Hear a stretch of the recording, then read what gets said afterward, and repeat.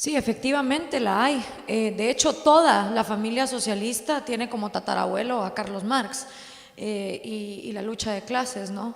Y lo que hay que comprender es lo que decía Axel, o sea, si fuera por la lógica económica, si fuera porque la gente desarrollara empatía por los millones de personas que murieron en la revolución cultural de Mao y el gran salto adelante, que fueron 60 millones, por cierto, o si la gente desarrollara empatía por toda la gente que se pudrió en los gulags de Stalin, no solo en Rusia, sino en toda la Unión Soviética, o si la gente realmente se pusiera a estudiar lo que hizo Fidel Castro desde los 60, 70, 80 y 90, hasta quedarse con el 90% del salario de toda la actividad productiva de Cuba, entonces nadie votaría por el populismo.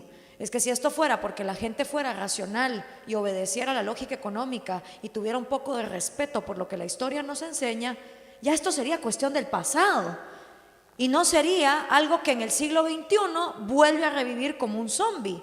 La razón por la que hay socialismo del siglo XXI es porque se justifica diciendo, como lo dijo el papá de Leopoldo López, y que yo también escuché a Lilian Tintori en un video que compartí en redes sociales, donde ella dice, no, si nosotros somos socialistas y Leopoldo pertenece a la Internacional Socialista y el partido también. Es tan triste escuchar a una mujer que va por el mundo gritando que por favor liberen a su marido, defendiendo el socialismo, es comparable a tener a una mujer de un judío que va por el mundo pidiendo que por favor liberen a su esposo de los campos de concentración, mientras al mismo tiempo dice, no, pero mi ideología es nazidemócrata.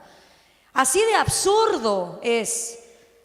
Y cuando uno lo ve del otro lado es frustrante, porque no solo es Leopoldo López el que se jode por esta falta de intelectualidad en las élites, porque recordemos que son las élites las encargadas, y las élites no me refiero a la gente con plata, porque muchos ignorantes con bastante dinero hay en el continente, me refiero a la élite académica, a la élite política, a la élite económica, a la élite empresarial, cultural, profesional de un país. Si hay confusión mental ahí, no podemos andarle pidiendo a las masas que tienen que ver cómo sobreviven en el día a día que nos vengan a componer el problema.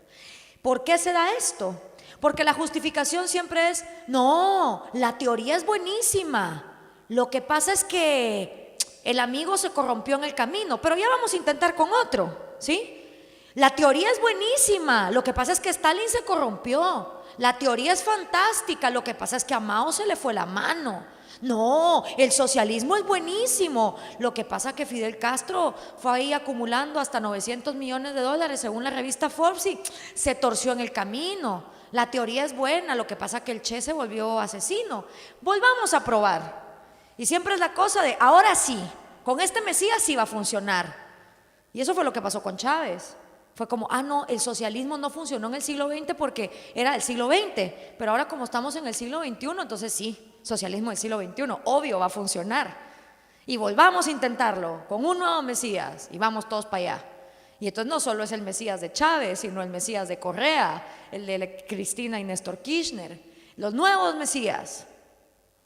Y siempre vamos como idiotas confiando una y otra vez y le ponemos estas características de superhombre que nos va a venir a salvar y volvemos a confiar. Y desgraciadamente la misma receta son los mismos resultados, lo decía Albert Einstein. Locura es intentar cambios diferentes haciendo lo mismo. Y parecemos tontos, pero es que así es la humanidad. Entonces tenemos de dos, o aprendemos en la carne ajena, o nos toca, como le pasó a mis abuelos que tuvieron que salir chancleteando de Cuba, o al otro que se tuvo que ir de Hungría, a dejar tu país. Porque el problema es que los empresarios de América Latina, que muchos de ellos son empresucios y empresarios, lo que te dicen es, a mí me ha pasado con empresarios venezolanos, no, es que para acabar con el populismo hay que hacer un poquito de populismo, ¿sí? No se puede todo de a golpe y hay que financiar al que vaya arriba en las encuestas. Entonces ves patéticamente a los empresarios invirtiendo en estos mesías socialistas que luego les ponen la soga al cuello, les expropian las fábricas, los dejan sin nada, y aún así hay empresarios hoy por hoy en Venezuela que le siguen pasando plata al chavismo. Y digo yo, ¿para qué? Si es que ya no hay nadie con plata para comprar nada. ¿Qué empresa puede funcionar en un país donde la gente tiene que, de cada 7 días de la semana, pasar 4 haciendo colas para conseguir lo mínimo y vivir en el estado salvaje del trueque? porque es la única manera de sobrevivir. Ay, no, pero volvámoslo a intentar. ¿Por qué es tan exitoso? Porque ahora es democrático, ¿sí? A diferencia del siglo XX, donde eran las guerrillas marxistas inspiradas por el Che, en Guatemala, en El Salvador, en Honduras hubo guerrilla, en Uruguay también. La cuestión era quitar al dictador militar e imponer a base de violencia el socialismo. Y eso funcionaba muy bien porque la Unión Soviética mandaba las Kalashnikov y mandaba el dinero y entrenaba a la gente en Moscú y todo funcionaba perfecto, pero la Unión Soviética se desplomó. ¿Por qué? Por las consecuencias lógicas, ¿no? De que el socialismo y el comunismo no funcionan. Y entonces la izquierda latinoamericana se queda en un gran problema, que es, ya no hay dictaduras militares, la mayoría de nosotros pasamos a tener gobiernos civiles y democráticos, y aparte ya no está Mama Soviet que pase plata para poder financiar el proyecto violento. Entonces, ¿cómo sobrevivir si ya no hay manera violenta de llegar al poder? Bueno, pues vamos a tener que hacer uso de la democracia. ¿Y de qué se trata la democracia? Pues nada, de convencer a una bola de personas de que las vamos a sacar de la pobreza y en el camino nos enriquecemos, como siempre, porque esto lo dijo George Orwell hace más de 100 años en La rebelión en la granja. Llegan los cerdos al poder después de quitar al hombre y los cerdos empiezan a poner reglas que solo para todos son iguales, excepto que hay algunos más iguales que otros, ¿va? Entonces, se juntan en Sao Paulo en el año 90 y empiezan a tener una organización estratégica muy bien estructurada que se llama el Foro de Sao Paulo, el cual determina la agenda del socialismo del siglo XXI, que es el manifiesto comunista reciclado. Es que es lo mismo. Es más, es tan patético que el mismo Marx decía: el comunismo debe implementarse de manera violenta, tiene que correr sangre. Él se hubiera reído y se hubiera burlado de los que, agarrando ese proyecto, hubieran tratado de implementarlo de manera democrática. Pero así son los socialistas, viven en la incongruencia. ¿Y qué ha pasado después? Pues que nos empobrecimos, porque si estas políticas funcionaran, la gente estaría migrando a Cuba, a Venezuela, a Bolivia, a Ecuador.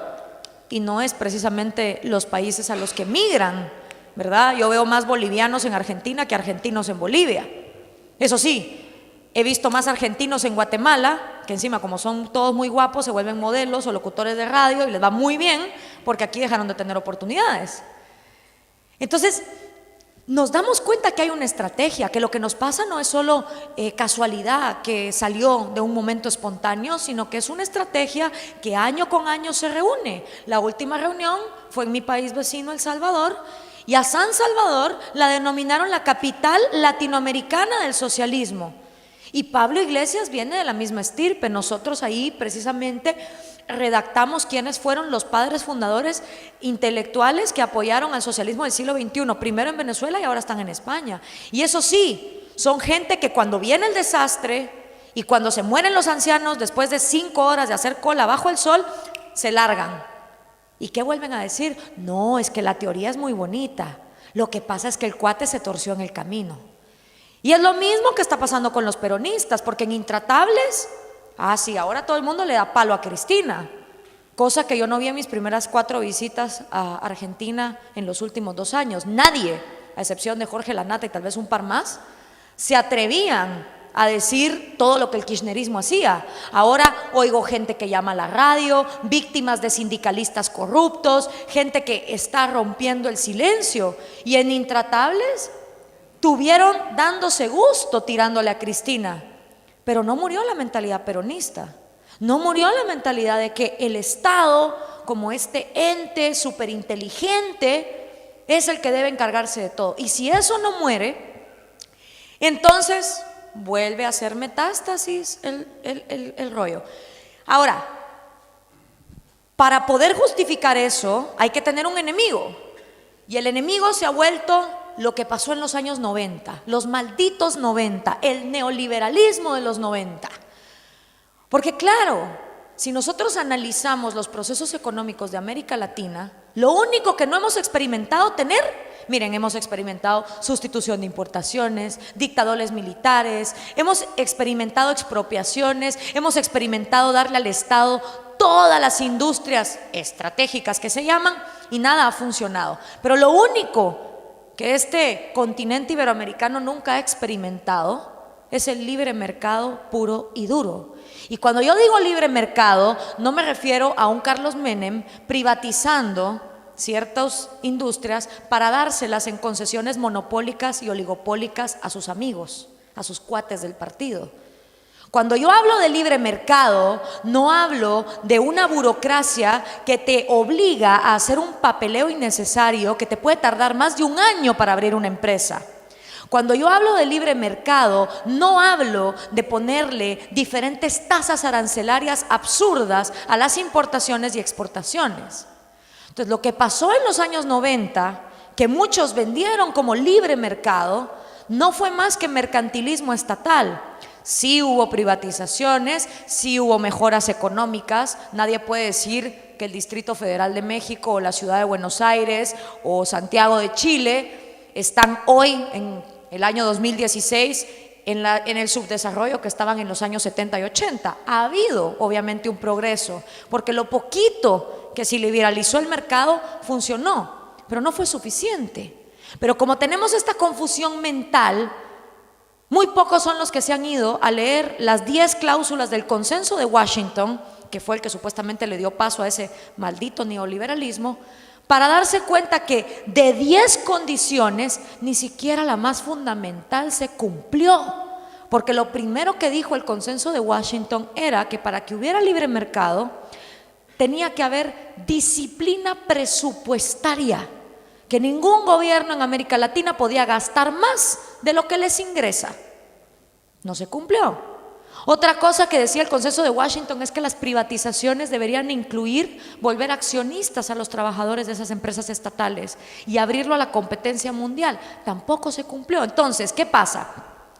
Igual que cuando culpamos a los yanquis o cuando culpamos a los conquistadores españoles, culpamos al libre mercado que nunca ha existido de los problemas que nos ha generado realmente tener estados que controlan esa economía. Y si no entendemos eso en nuestra cabeza, vamos a seguir creyendo en el nuevo Mesías, vamos a no echarle la culpa a la receta y vamos a seguir diciendo, no, es que la receta sí funciona, pero este sí va a ser el Mesías que la va a hacer funcionar.